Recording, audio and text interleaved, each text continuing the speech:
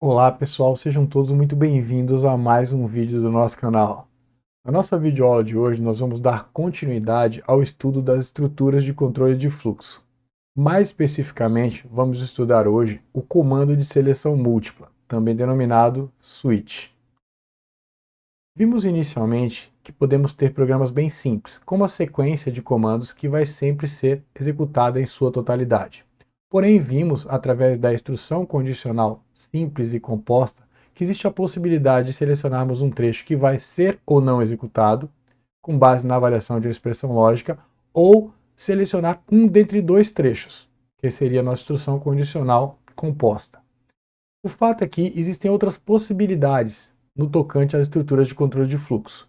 Nós vamos ver agora uma estrutura que permite uma seleção entre N trechos a serem executados. No nosso exemplo inicial aqui, temos 3 trechos. Então vamos destacar. Temos ali linhas horizontais que vão simbolizar instruções de um código-fonte. Inicialmente eu tenho um trecho ali, está aqui com a minha seta vermelha, composto por 4 instruções. Após esse trecho ser executado, neste exemplo eu vou poder selecionar um dentre 3 trechos, o trecho 1, o trecho 2 e o trecho 3. Após a execução de qualquer um destes trechos, seja o 1, o 2 ou o 3, o meu código-fonte vai passar a executar as 3 últimas instruções no nosso exemplo gráfico ali. Vamos agora analisar a sintaxe do nosso comando de seleção múltipla, ou seja, o switch. Então, tenho ali a palavra reservada switch. Entre parênteses, eu vou ter o identificador de uma variável escalar. O que significa dizer que uma variável é escalar? É uma variável capaz de armazenar o valor inteiro. Por exemplo, variável do tipo primitivo char ou do tipo primitivo int. O fato é que tenho o meu código-fonte, em algum momento vai ser localizada a palavra reservada switch, e aí o meu processador da linguagem vai proceder de que forma? Ele vai analisar o conteúdo da variável, cujo identificador está entre parênteses, e vai comparar com os meus casos do switch. Mas onde estão esses casos? Após o fechamento do parênteses, eu vou abrir a chave que vai representar o bloco do meu switch. E dentro do bloco, eu vou ter uma lista de casos. Como vai funcionar esse processo? Então, tenho aqui a palavra reservada case, representando o caso, e após a palavra reservada case, até os meus 2 pontos, eu vou ter um valor constante. Então, o processador da linguagem vai analisar o conteúdo da variável cujo identificador está destacado aqui, né, entre os parênteses, e vai verificar se este corresponde à constante 1, que encontra-se entre case e 2 pontos. Se corresponder, vai ser executada a instrução ou a sequência de instruções, eu posso ter mais de uma instrução, correspondendo a este meu case. Se o valor da variável cujo identificador está entre parênteses não corresponder ao destacado no meu case, eu vou buscar por um outro case, que vai ter, né, um outro valor aqui. E aí vou verificar se este valor está presente na variável. Se for o caso, vai ser executada essa instrução ou o conjunto de instruções que vão seguir os 2 pontos. Se porventura o valor da variável não corresponder à constante 1 nem à constante 2, eu vou verificar os demais casos, até que eu vou ter o meu enésimo caso, né? Então, vou verificar se eu não localizei aqui o valor, não localizei aqui o valor da variável, não localizei nos outros listados, né, representados pelas reticências, eu vou verificar o meu enésimo. Se este valor corresponder ao valor da variável, cujo identificador está entre parênteses, né, no meu switch, eu vou executar a instrução ou as instruções. Posso ter uma sequência com mais de uma instrução que vão seguir os meus 2 pontos. Aí, nesse momento, vocês podem se perguntar, poxa, se eu estiver utilizando o identificador de uma variável inteira, vimos lá que um valor inteiro, né, tem milhares de possibilidades. Então, vou listar milhares de cases, de casos? Não. Eu posso, por exemplo, listar apenas 3 casos, 3 valores que eu quero verificar estão contidos na variável, e eu vou ter 3 conjuntos de instruções distintos. E se porventura não corresponder o valor da variável a nenhum dos 3 listados, no caso do meu exemplo aqui, eu vou ter um case que vai ser um padrão para todas as outras situações. Então, nesse caso, eu tenho lá o meu default.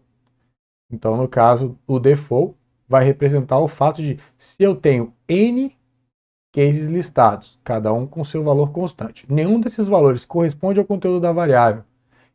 E eu tenho um default, porque eu posso não ter esse case, né? Aí eu vou verificar um desses, se eu não tenho, aí eu saio, né? Botar minha chave ali do bloco do meu switch sem executar nada, né?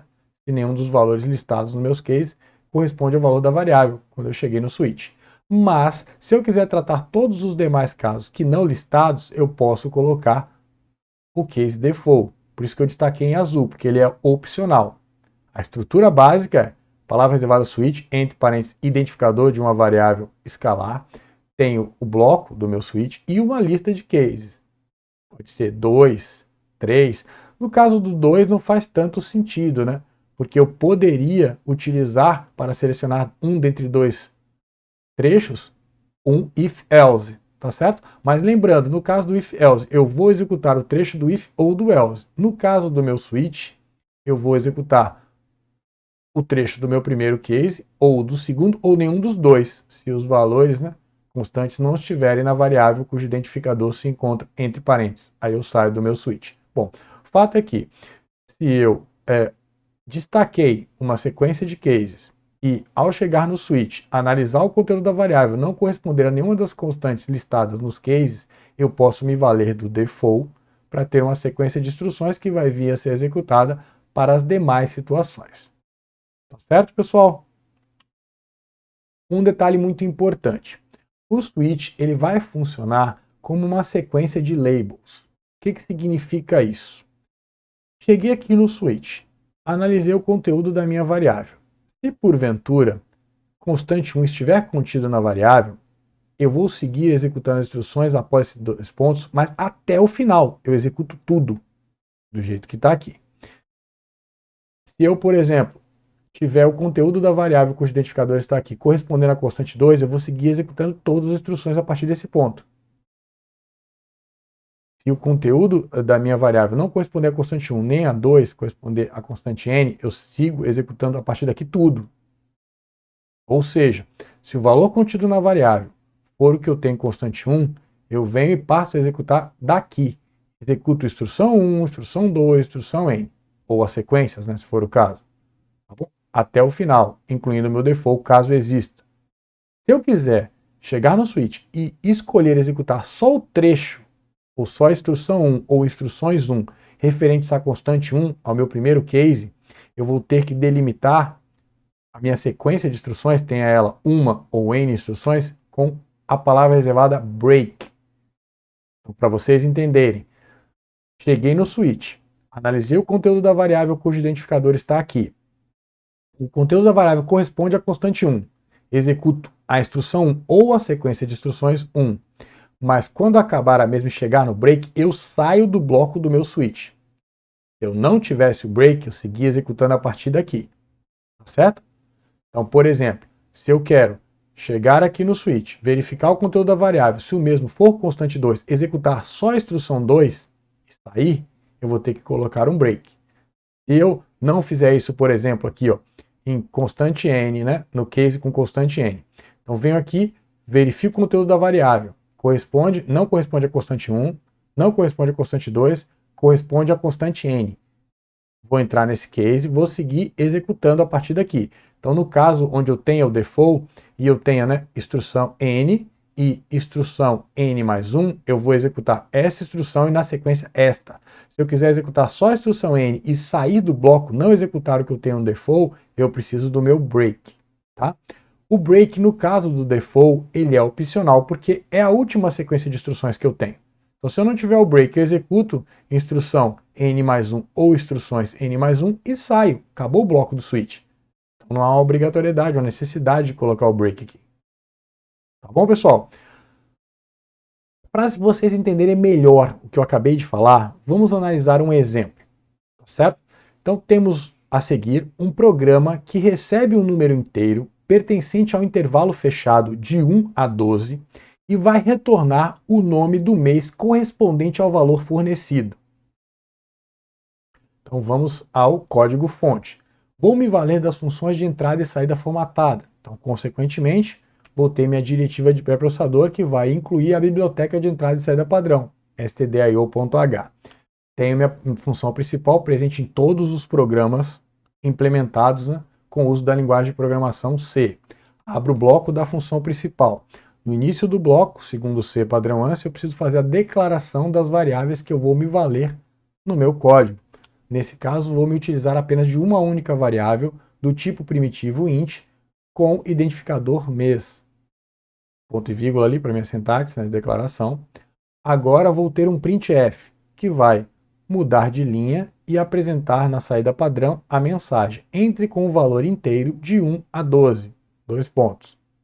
Tá certo? Agora tem o scanf, que vai fazer a leitura de um valor fornecido pelo usuário através da entrada padrão e vai armazenar o mesmo na variável mês. Feito isso, agora eu tenho, né, o meu comando switch. Então notem, né, palavra reservada switch, entre parênteses, o identificador de uma variável escalar, corresponde a uma variável inteira. E agora eu vou abrir o bloco do meu switch e ter a minha lista de cases. Então, meu primeiro case ali tem como valor, né, a constante 1. Então, ao chegar nesse ponto, o meu processador da linguagem vai avaliar o conteúdo da variável mês. Se este for igual a 1, ele vai executar o printf que nós estamos vendo aqui, que vai apresentar na saída padrão o, aqui eu tenho um código %d, né? Vai ser o valor da variável, vimos que o mesmo, se eu entrei nesse case, é 1, então vai aparecer o primeiro mês do calendário é janeiro, tá certo? Se porventura o valor 1 não for o valor armazenado na variável mês, ele vai verificar o próximo case, e aí ele vai buscar agora pelo valor 2 contido na variável mês. Se for, né, o valor correspondente, ou seja, o que eu tenho na variável mês é o valor constante 2, o que eu vou fazer? Executar este printf, que vai apresentar na saída padrão, já que ele entrou nesse case 2, porque o valor do mês era 2, vai ficar o segundo mês do calendário é fevereiro. E caso a constante 2 não corresponda ao conteúdo da variável mês, vai se verificar o próximo case, que tem agora a constante 3 como valor a ser verificado dentro da variável mês. Se o valor de mês não corresponde ao 1, não corresponde ao 2, corresponde ao 3, então vem para esse case, depois dos dois pontos tem, né, a sequência de instruções, só uma no caso, então vai executar esse printf que vai apresentar na saída padrão o terceiro mês do calendário é março. Agora, se o conteúdo da variável mês não for 1, não for 2, não for 3, vai se verificar se é 4. Se for 4, vai se executar este printf, que vai apresentar na saída padrão o quarto mês do calendário é abril. E assim nós seguimos, né? Se o conteúdo da variável mês não for 1, não for 2, não for 3, não for 4, vai se verificar agora se é 5. Se for 5, vai ser executado este printf. Então vai aparecer na saída padrão o quinto mês do calendário é maio. Um detalhe que eu mencionei anteriormente, talvez não tenha ficado tão claro. Do jeito que nós estamos vendo aqui, o exemplo, se porventura o usuário forneceu o valor para mês 1, quando chegarmos aqui no switch, for feita a verificação do valor da variável, vai corresponder a 1. Vai ser executado este printf, então vai aparecer na saída padrão o primeiro mês do calendário é janeiro, e vai seguir sendo feita a execução. Então vai se executar também esse printf, vai aparecer o primeiro mês do calendário é fevereiro, vai se executar também esse printf, vai ficar o primeiro mês do calendário é março, e assim sucessivamente, né? O primeiro mês do calendário é abril e o primeiro mês do calendário é maio. Se o objetivo era apenas executar este printf, caso o valor 1 seja o conteúdo da variável mês, deve-se colocar após a sequência de comandos referentes ao caso 1, a palavra reservada break, que vai gerar uma saída do bloco do meu switch. E assim eu tenho que proceder nos próximos casos. Se eu quero que ao entrar no case 2, só esse printf seja executado após o ponto e vírgula, né, que finaliza esse comando, eu devo colocar um break. E aí eu sigo. Se eu quero executar só esse printf, caso eu entre no case 3, tem que ter um break aqui. Caso eu queira executar só esse printf, né, ao entrar no case 4, eu devo colocar este break. E de forma análoga, caso eu queira executar só esse printf, ao verificar que o conteúdo da variável mês é igual a 5, eu devo colocar este break. Tá bom? Aqui eu sugiro, né, que vocês devam fazer isso sempre, né? Mas testem esse exemplo. Então, vão lá, editem um código-fonte como nós estamos vendo aqui, façam a compilação, façam a execução e verifiquem o resultado gerado, né? E aí vocês vão conseguir perceber de forma bem clara a funcionalidade deste break após a finalização da sequência de instrução de cada um dos casos, tá bom? Dando continuidade, então, se porventura o conteúdo da variável mês não corresponder a 1, 2, 3, 4 ou 5, eu vou seguir verificando os próximos casos. Então tem o meu case 6 ali, né? Então, vou verificar se o valor 6 está contido na variável. Se for o caso, vou executar o meu printf, que vai apresentar na saída padrão o sexto mês do calendário é junho. E aí eu vou ter o meu break, né, para garantir que vai ser executado só esse printf, caso o conteúdo da variável mês seja 6. E aí eu dou continuidade, né? Se porventura não for 1, 2, 3, 4, 5 ou 6, eu vou verificar se é 7. Se for 7, executo o printf que vai apresentar na saída padrão a mensagem. O sétimo mês do calendário é julho. Tem um break para garantir que eu vou executar só esse printf referente ao case 7. De forma análoga, tem o case 8, né, que vai apresentar na saída padrão a mensagem. O oitavo mês do calendário é agosto.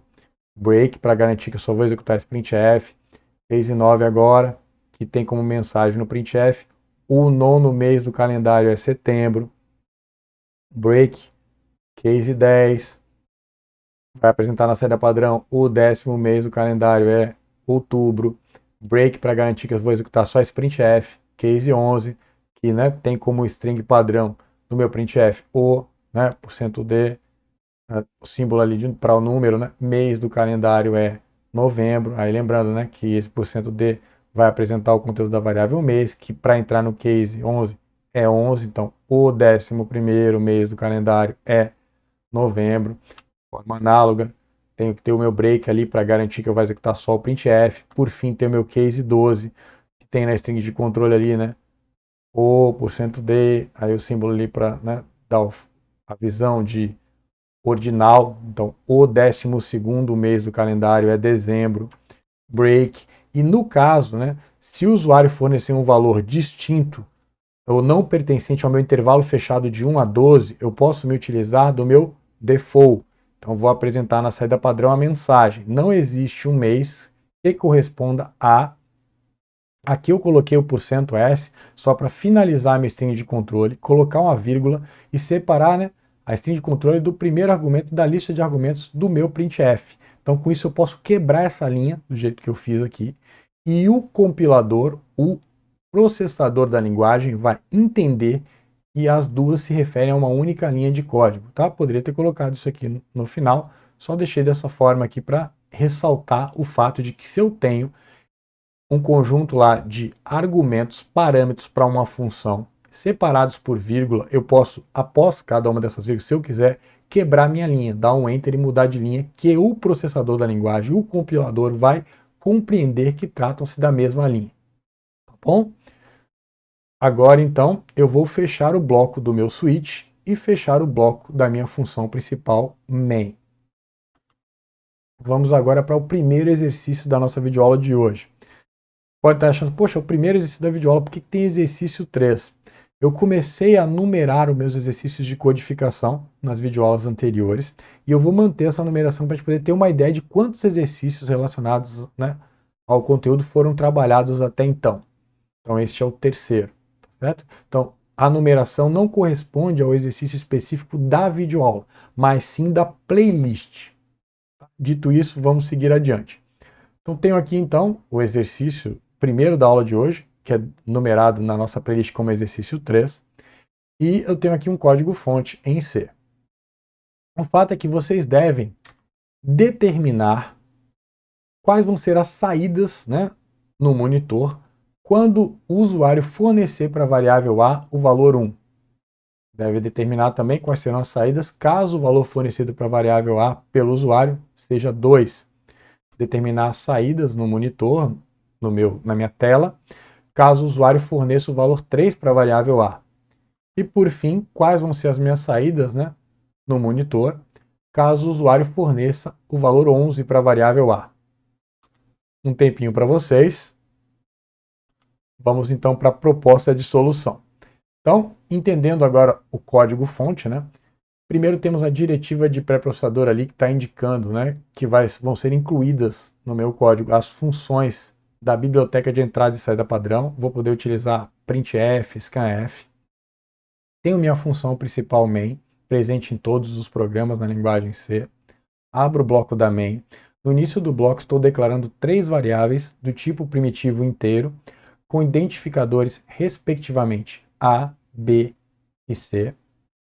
Tem um printf que vai mudar de linha e apresentar na tela a mensagem entre com o valor da variável A, dois pontos, vai receber o valor fornecido pelo usuário para a variável, né, e armazenar na mesma. Então, no caso, imaginando aqui na nossa primeira entrada fornecida pelo usuário, então o usuário forneceu o valor 1 para a variável A. Aí eu chego no meu switch, vou verificar agora o conteúdo de A. No caso, né, acabamos de destacar que o usuário forneceu 1. Quando eu analisar o meu primeiro case, vejo o valor 1 ali.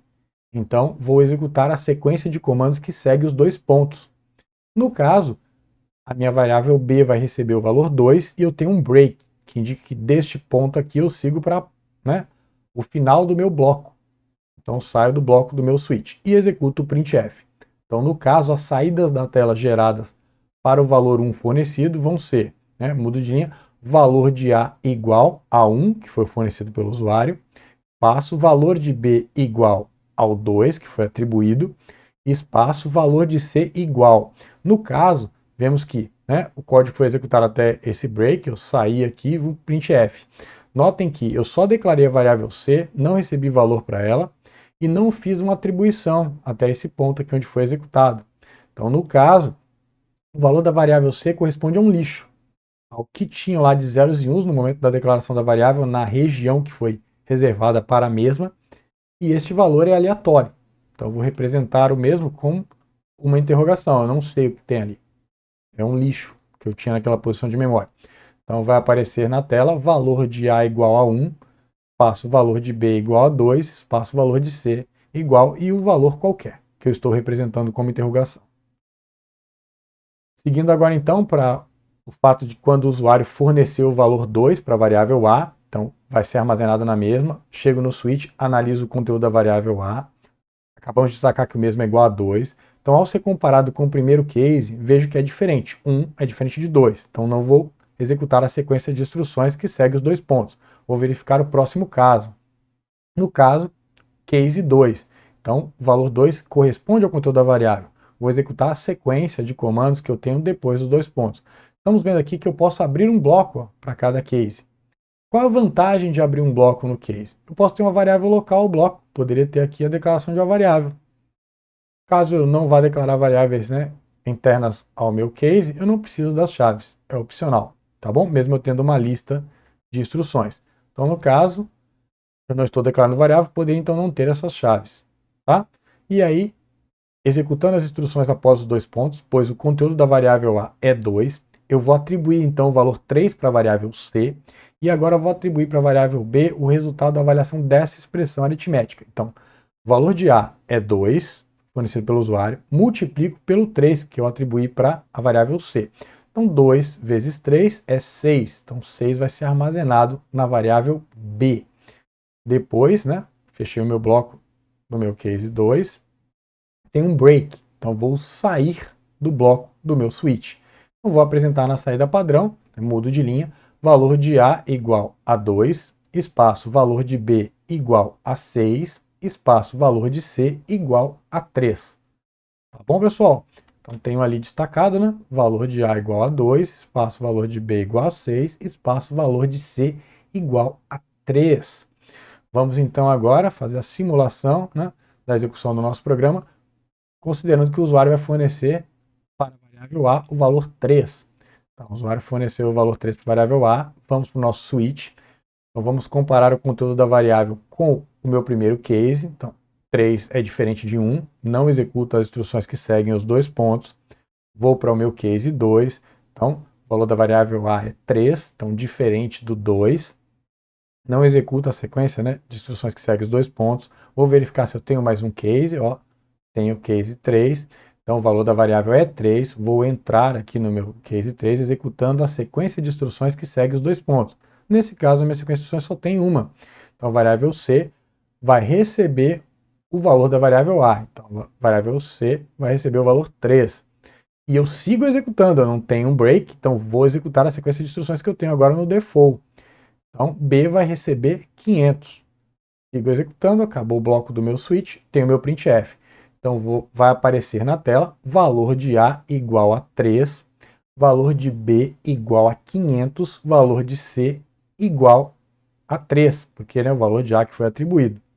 Então vou destacar aqui agora, valor de A igual a 3, valor de B igual a 500, valor de C igual a 3. Por fim, vou agora simular a execução do meu código, né, quando o usuário fornecer o valor 11 para a variável A. Então vamos lá. Chego no switch, vou verificar, né, o conteúdo da variável A e comparar com meus cases. No caso, comparo com 1. 11 é diferente de 1. Venho para o próximo case. 2. 11 é diferente de 2. Venho para o próximo case. 3. 11 é diferente de 3. Venho para o próximo case. Tem o default, que vai tratar todos os outros valores. Então, no caso, minha variável B vai receber 500. Acabou o bloco do meu switch, vou para o meu printf. Mudo de linha, vou apresentar na tela valor de A igual a 11, valor, né, foi pelo usuário, valor de B igual a 500 e valor de C igual a lixo. Eu não sei o que eu tenho na variável. Vou representar então pela minha interrogação. Então, quando o usuário fornecer 11 para A, vai aparecer na tela valor de A igual a 11, espaço valor de B igual a 500, espaço valor de C igual a interrogação, porque eu estou simbolizando um valor que eu não sei qual é. Vai depender do que eu tinha na posição de memória que foi utilizada para a variável C. Então a sequência de zeros e uns ali vai ser interpretada como um valor inteiro e é este que vai ser apresentado aqui no lugar dessa interrogação. Vamos então agora para o próximo exercício da nossa videoaula de hoje. Construa um programa na linguagem C que receba dois inteiros e, utilizando a estrutura de controle de fluxo switch, ofereça ao usuário um menu com as opções de soma, subtração, multiplicação e divisão. Após o usuário fazer sua opção, o programa deve efetuar a operação aritmética selecionada, tendo como operandos os valores fornecidos, apresentando o resultado na saída padrão. Então, tempo para vocês. Vamos para a proposta de solução. Vou me valer das funções de entrada e saída formatada no meu código. Então, tenho minha diretiva de pré-processador que vai incluir a biblioteca de entrada e saída padrão, para eu poder utilizar as minhas funções printf e scanf. Função principal presente em todos os programas na linguagem de programação C. Abro o bloco da minha função. No início do bloco, devo declarar as variáveis que serão utilizadas no meu programa. No caso, vou me valer de 4 variáveis do tipo primitivo inteiro, com identificadores respectivamente: opção, N1, N2 e resultado. Agora tenho o meu printf que vai apresentar na saída padrão, após uma mudança de linha, a mensagem: entre com o primeiro valor inteiro. Este valor vai ser lido através do teclado, né, fornecido pelo usuário, e armazenado na variável N1. Na sequência, tenho mais um printf que vai apresentar agora na tela a mensagem: entre com o segundo valor inteiro. O mesmo é lido através da execução do meu scanf e armazenado na variável N2. Posse desses meus dois valores agora, eu tenho um printf que vai apresentar o meu menu para o usuário. Então, digite, né, muda de linha, 1 para somar os inteiros, muda de linha, 2 para subtrair os inteiros, muda de linha, mais um printf para continuar apresentando as minhas opções, 3 para multiplicar os inteiros, 4 para dividir os inteiros, muda de linha, opção, 2 pontos. Então vai aguardar agora o fornecimento do usuário de um valor correspondente aos listados dentre as opções. Tem agora então o Skype que vai fazer a leitura do valor fornecido pelo usuário, referindo-se, né, à opção que ele quer, e o valor vai ser armazenado na variável opção. Após o fornecimento de um valor por parte do usuário para a variável opção, temos agora nosso comando de seleção múltipla que vai se basear no conteúdo da variável opção para selecionar qual trecho de código vai vir a ser executado. Então, vamos abrir o bloco do nosso switch e vamos ter agora a sequência de cases, referentes, né, aos pontos do código onde vai se dar continuidade à execução do nosso programa. Então, primeiro temos case 1. Ao chegarmos no switch, vai ser feita a verificação do valor da variável opção. Se o valor da variável for 1, vai ser executada a sequência de comandos que segue os dois pontos. No caso, o comando de atribuição. Então, vai ser feita a avaliação da expressão aritmética que corresponde à soma dos valores contidos na variável N1 e N2, e o valor obtido vai ser armazenado na variável resultado. Na sequência, eu tenho meu comando break, que vai garantir apenas a execução desta atribuição, caso o valor da variável opção seja 1. Se o valor for distinto de 1, eu vou verificar o próximo case. Então, vou verificar se o valor da variável opção é 2. Se o mesmo for, vou executar então a atribuição do valor obtido através da avaliação da subtração de N1 por N2 e armazenar este valor na variável resultado. Tenho o meu break aqui para garantir que apenas essa atribuição vai ser feita se o conteúdo da variável opção for 2. Caso o conteúdo da variável opção seja distinto de 1 e 2, vou verificar o meu próximo case. Então, vou verificar se o mesmo é igual a 3. Se for, vai ser feita esta atribuição, que vai atribuir o valor resultante da avaliação da multiplicação de N1 por N2 na variável resultado. Tem o break para garantir que apenas essa atribuição seja feita caso o valor contido na variável opção seja 3. Se o valor contido na variável opção for distinto de 1, 2 ou 3, eu vou verificar o meu próximo case. Vou verificar se o valor é igual a 4. Se for, vai ser feita a avaliação da divisão de N1 por N2 e o valor obtido vai ser armazenado na variável resultado. Tem um break para garantir que apenas essa atribuição vai ser executada caso o conteúdo da variável opção seja 4. Se o conteúdo da variável opção for distinto de 1, 2, 3 ou 4, eu vou ter, no caso aqui, o meu default. Então, vai ser executado o printf que vai apresentar na saída padrão a mensagem opção inválida. Agora eu fecho o bloco do meu switch e tenho um printf que vai mudar de linha, apresentar na saída padrão a mensagem o resultado da operação foi, e aqui no lugar do código por cento vai ser apresentado o valor da variável resultado. Depois ocorre a mudança de linha. Por fim, fecho o bloco da minha função principal. Quero destacar para vocês que este código aqui apresenta um problema. Vocês conseguem identificar qual é? Bom, vamos lá. Pensem, no caso, se o valor fornecido pelo usuário para a variável opção for 2, vai ser executado esta atribuição. Então é feito o cômputo da subtração de N1 por N2, o valor é armazenado na variável resultado. Ao executar o break, nós vamos para depois do fechamento do bloco do switch. É executado esse printf, e aí vai ser apresentado o resultado da operação foi o conteúdo da variável resultado, que vai representar a subtração efetuada. Isso vai estar correto caso o usuário forneça o valor 1, 2, 3 ou 4, para a variável opção. Mas se o usuário fornecer um valor distinto de 1, 2, 3 ou 4, e o que for executado é esse printf. Então, após apresentar a mensagem opção inválida, fecha-se o bloco do switch e nós vamos executar este outro printf.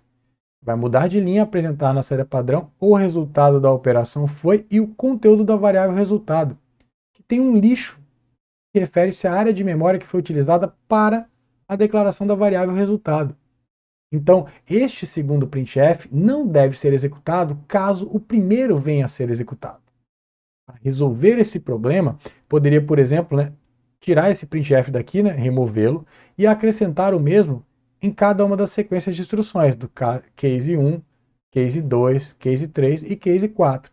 Mas eu tenho uma solução um pouco mais interessante, eu diria. O que eu vou fazer? Eu vou apresentar para vocês o comando exit. O que o comando exit faz? Ele finaliza a execução do programa. Então, ou seja, após a execução deste printf, que indica que o usuário forneceu um valor inválido para a opção, ele vai finalizar o programa. Acaba aqui. Então não vai executar nada que siga o exit. Vai acabar por aqui. A sintaxe é exit, entre parênteses, um valor que vai representar o motivo da finalização do programa. Nesse caso, a gente está associando a um erro, um problema. O usuário forneceu um valor inválido para a opção. Era para fornecer 1, 2, 3 ou 4, fornecer um valor distinto. Então eu estou indicando aqui 1 como esse código para o problema. Isso vai ficar um pouco mais claro para vocês quando a gente continuar estudando funções mais a fundo. Por hora, basta dizer que a função exit tem entre parênteses um valor inteiro. Esse valor inteiro vai representar o porquê da finalização do programa. Vocês podem, por exemplo, nesse momento, convencionar que sempre vão retornar 0, por exemplo, ou 1, que seja. No caso, eu retorno sempre um valor distinto de 0 se a finalização foi resultante de um problema, o valor 0 caso não seja nenhum problema, e isso vai ficar mais claro mais para frente. Tá? Por hora, o comando exit finaliza a execução do programa imediatamente após a execução. Entre parênteses, eu devo colocar o inteiro. Posso convencionar que sempre vou botar o 0, por exemplo. Ponto e vírgula após a instrução. Tá bom? Detalhe importante, para utilizar o comando exit, eu preciso incluir no meu código a biblioteca padrão.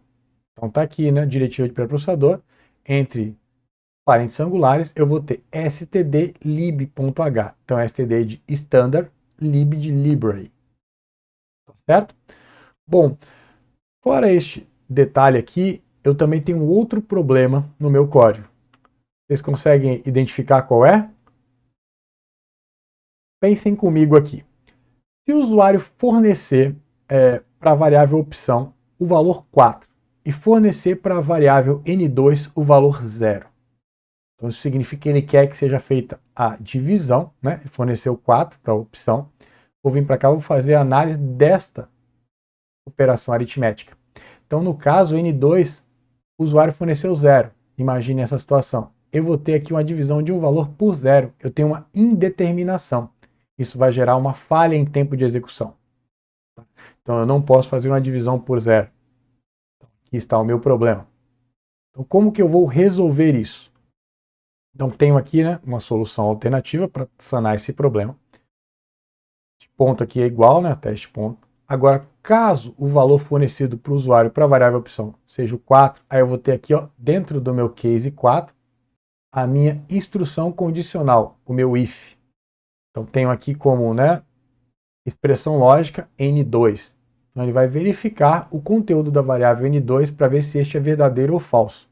Como nós vimos, todos os valores em C podem ser considerados um valor lógico, né? Como um valor lógico.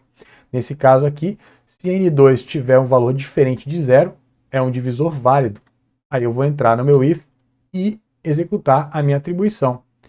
Faz o cômputo da divisão de N1 por N2 e armazena o resultado na variável resultado. Caso o valor da variável N2 seja 0, um divisor inválido, eu vou para o meu else e tem um bloco nesse caso aqui, né? Um printf inicialmente, que vai apresentar na saída padrão a mensagem divisão por 0, depois executa um exit. Então, se o usuário fornecer 4 para a opção e 0 para N2, vai entrar aqui, vai aparecer na tela divisão por 0 e o programa vai ser finalizado. Fecho o bloco do meu else. Agora, se porventura não foi fornecido, né, foi fornecido o valor 4 para a opção e não foi fornecido o valor 0 para N2, foi feita a divisão aqui normalmente, né? Atribuído o resultado para a variável resultado, tenho o meu break aqui, e aí sigo o código como nós vimos anteriormente. Vamos ver agora uma solução alternativa para esse exercício. Vou destacar aqui o que difere dessa solução para a vista anteriormente. Então, primeiramente, eu destaco que o tipo primitivo da minha variável opção não é mais um int, e sim passou a ser um char. Então, está sublinhado ali em vermelho. Outro detalhe importante é que agora no meu menu eu não tenho mais as opções 1, 2, 3 ou 4. Eu vou utilizar os símbolos, né? Então tem o símbolo referente à soma, à subtração, à multiplicação e à divisão. Consequentemente, no meu scanf que faz a leitura ali, eu vou ler agora com o código %C, um valor para a variável opção. Anteriormente eu lia com %D. Dito isso, vamos dar continuidade. Vou destacar agora o trecho que difere da solução anterior. Então, basicamente, eu tenho ali os valores presentes nos meus cases. Então, eu não tenho mais constantes inteiras, 1, 2, 3 e 4. Eu tenho agora constantes caractere. Então, destaco ali a presença dos apóstrofos, né? Para destacar que trata-se de uma constante caractere. Então, por exemplo, se eu não tivesse colocado os apóstrofos aqui, o meu processador da linguagem, o compilador, ia entender que esse mais ou é o mais unário ou é o mais binário. E aí ele ia fazer uma análise destes operadores. No caso, ia ter um erro na utilização dos mesmos em função da sintaxe. Eu não tenho aqui operandos, ou um operando, caso o mais unário esteja sendo feito a interpretação, tá certo? Então esse é um problema. Eu devo destacar minhas constantes caracteres sempre com a utilização do apóstrofo. Por que eu estou apresentando essa solução alternativa para vocês? É interessante destacar que enquanto eu estou gerando as videoaulas desta playlist, eu tenho duas turmas de alunos cursando a disciplina intitulada Introdução à Programação na Universidade Federal do Vale do São Francisco. Alguns alunos já me procuraram falando: professor, estou me deparando com um problema. O meu código é o seguinte e o meu scanf da linha tal aparenta não estar sendo executado, pois o programa passa por cima do mesmo e não solicita um valor ao usuário.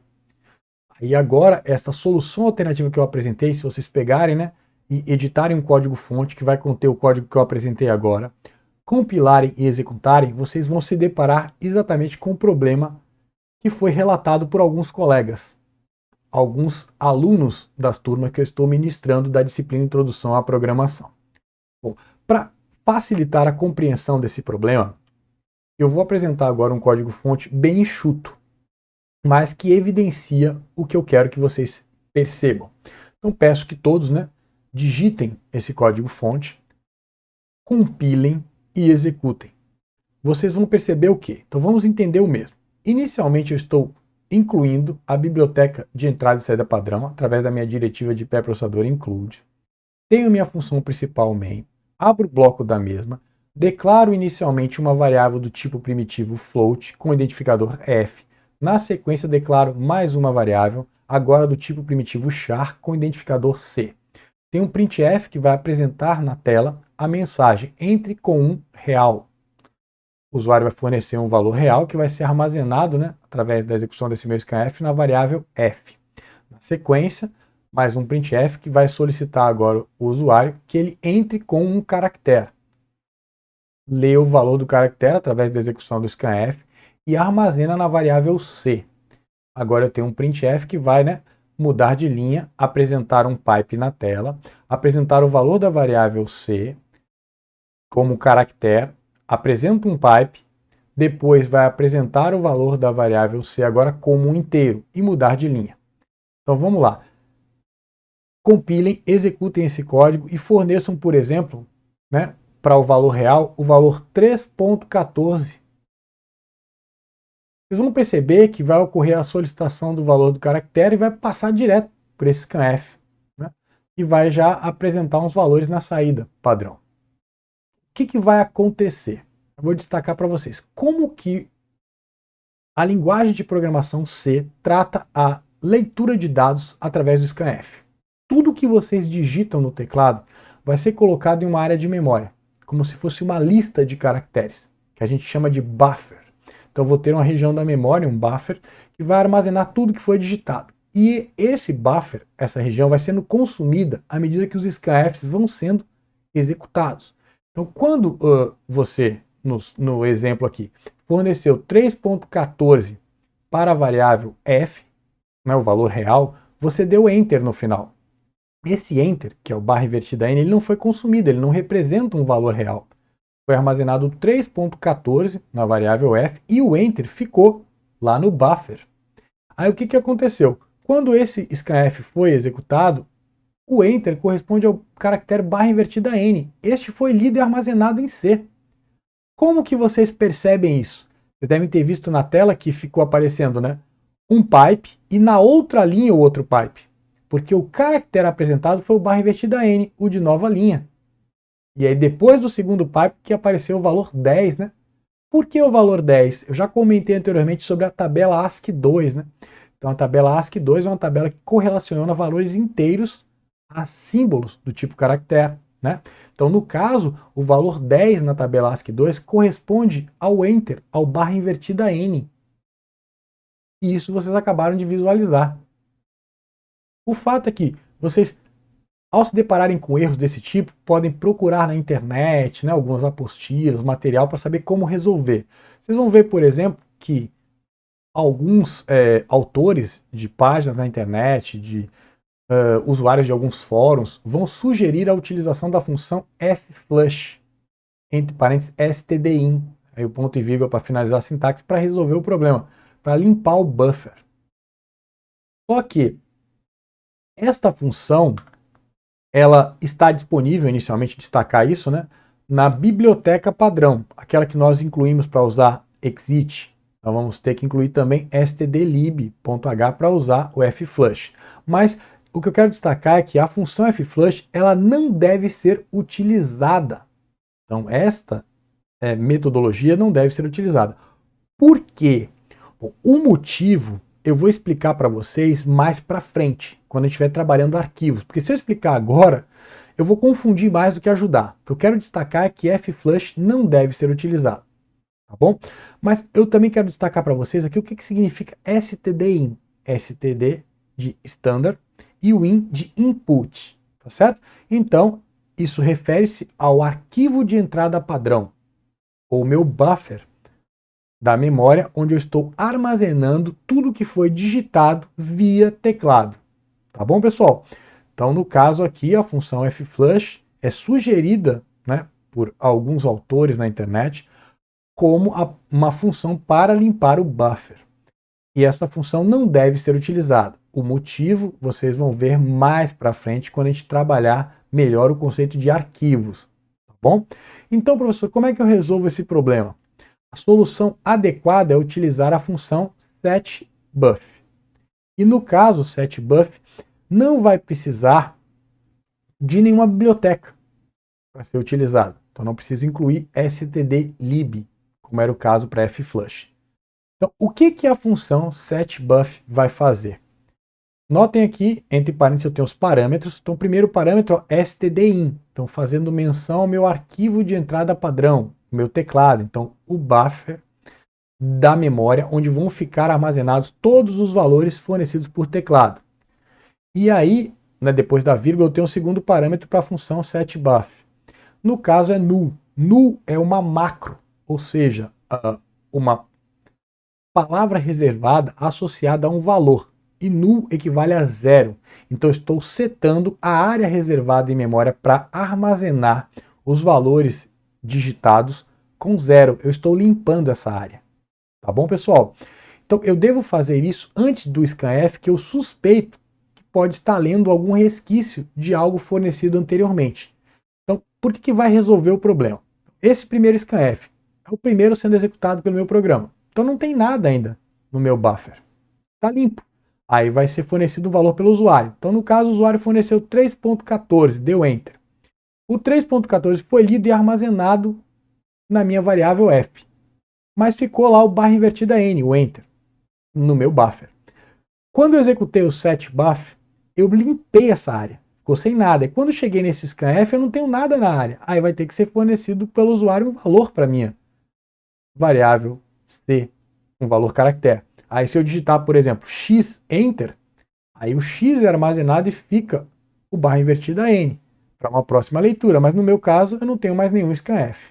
Só destacar aqui que essa é a solução adequada. Para vocês entenderem melhor isso, eu vou agora, né, utilizar o meu VS Code para compilar e executar este código. Eu tenho então aqui a tela inicial do meu VS Code.